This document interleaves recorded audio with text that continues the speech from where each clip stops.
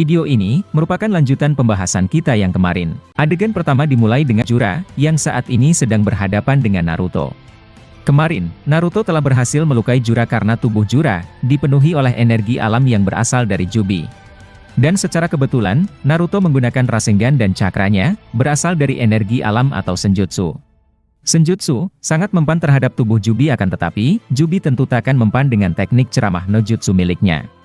Mereka bukan manusia, dan takkan tobat meskipun mendapat siraman rohani dari Pak Kades ini. Kemudian, Jura memanggil beberapa Sumeaka, yang akan membantunya melawan Naruto. Jura berkata, aku sebenarnya tak ingin memanggil bantuan seperti ini akan tetapi, aku hanya tak ingin menghabiskan waktu serta kekuatanku. Ingat bahwa aku ingin segera mengambil tubuhmu dan dengan itu, evolusi terakhir akan segera terjadi. Naruto melihat para Sumeaka itu, sambil kebingungan tentang siapa Jura dan Sumeaka-Sumeaka tersebut. Naruto berpikir jika sekarang, desa Konoha mungkin telah diinvasi dan Kawaki sedang dalam masalah juga. Naruto lalu berbicara kepadanya dengan berkata, apa yang terjadi dan mengapa kau bisa masuk ke dalam sini? Apa yang terjadi pada Kawaki dan di mana dia sekarang ini? Jura berkata, kau mulai khawatir bahwa hal-hal ini terjadi tanpa sepengetahuan dirimu. Aku maklumi karena dirimu telah dikurung di sini selama 3 tahun. Nah mendengar itu, Naruto sontak terkejut setelah Jura berkata bahwa dia telah dikurung selama 3 tahun. Saat dia seperti itu, tiba-tiba Sumeaka menyerang Naruto menggunakan teknik taijutsu mereka. Naruto bereaksi dengan langsung mengeluarkan Rasengan untuk membunuh salah satu Sumeaka itu. Jura kemudian berkata, aku kagum bahwa dirimu benar-benar menampilkan perlawanan yang hebat. Dengan sekali serang, kau bisa langsung membunuh satu Sumeakaku. Beberapa Sumeaka kemudian maju juga, dan membuat Naruto membuat 5 bayangan lagi. Sementara Naruto yang asli, sedang berpikir tentang hal yang tadi. Dia kemudian berbicara dalam hati dengan berkata, itu tidak mungkin bahwa aku berada di sini selama 3 tahun. Harusnya, wajahku sedikit bertambah tua dan bahkan, mungkin aku menumbuhkan kumis serta janggut. Nah pada akhirnya, Naruto memang kebingungan karena faktanya, dia tidak mengetahui segala hal yang terjadi. Lalu diperlihatkan bayangan Naruto, beradu taijutsu dengan para Sumeaka, dan satu persatu Sumeaka telah kalah.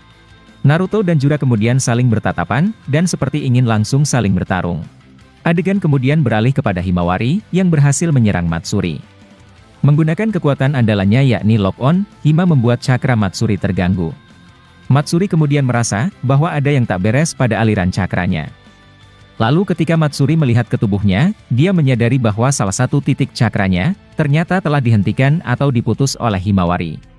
Matsuri berkata, kau boleh juga untuk seukuran anak kecil, yang seharusnya duduk manis di dalam rumah. Konohamaru lalu menyanggah ucapannya dengan berkata, dia adalah anak kebanggaan dari Naruto dan dirimu, jangan pernah menganggap remeh mereka. Ketika Konohamaru berbicara demikian, tiba-tiba tanah di sekitarnya langsung membungkusnya, dan Konohamaru tak bisa lepas.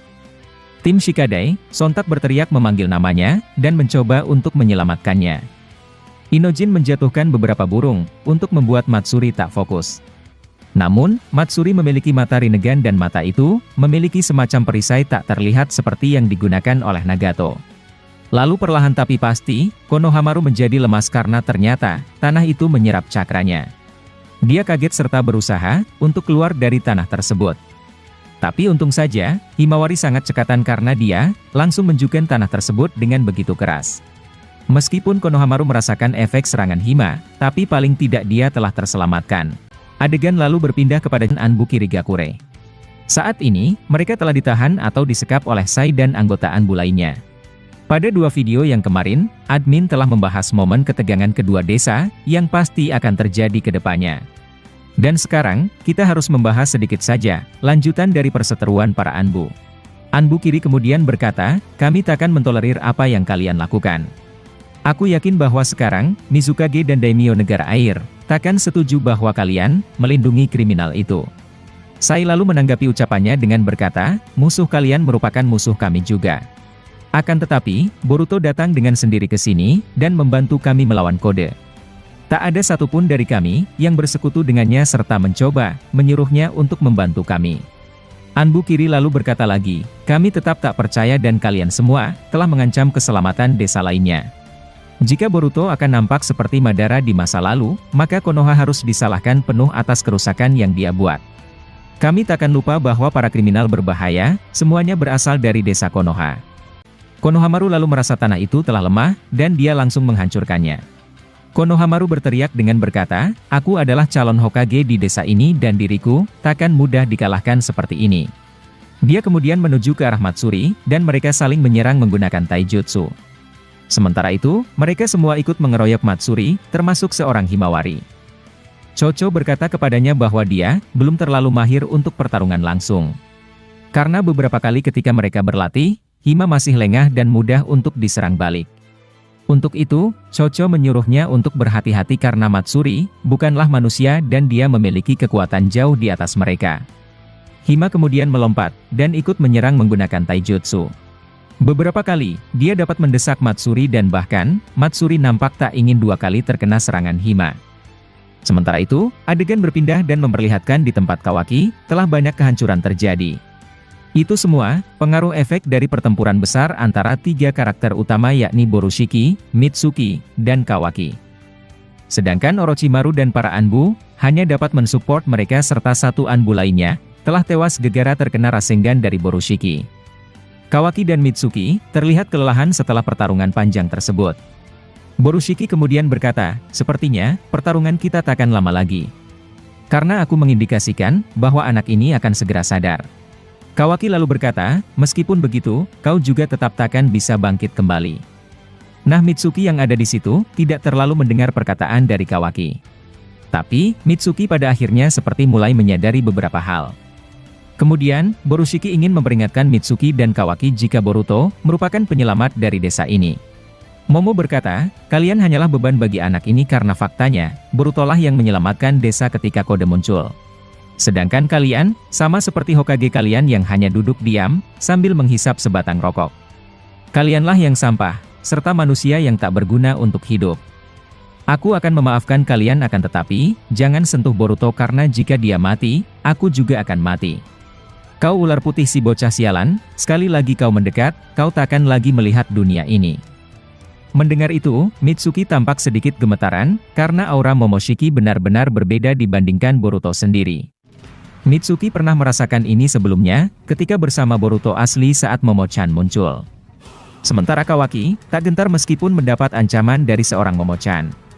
Nah ketika semuanya terdiam, tiba-tiba Mitsuki malah keras kepala dan dia, melancarkan serangan diam-diam ke Borushiki. Momo seketika kaget, dan juga bersiap dengan Uzuhiko-nya. Akan tetapi, Orochimaru seketika muncul di hadapannya, sambil menampilkan ekspresi yang begitu marah. Mitsuki terkejut, dan seperti tak menyangka bahwa ayahnya begitu. Orochimaru lalu berkata, "Kau sama sekali tak mendengarnya Mitsuki."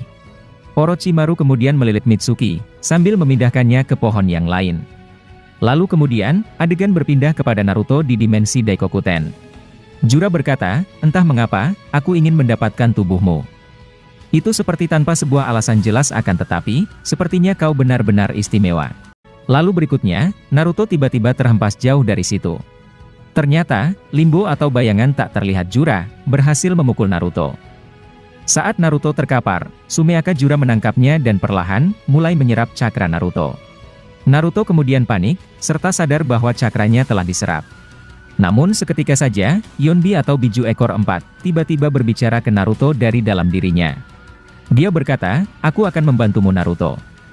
Naruto sontak terkejut, mendengar ucapan dari Yonbi dan setelah momen tersebut, adegan ternyata tiba-tiba telah berakhir di sini.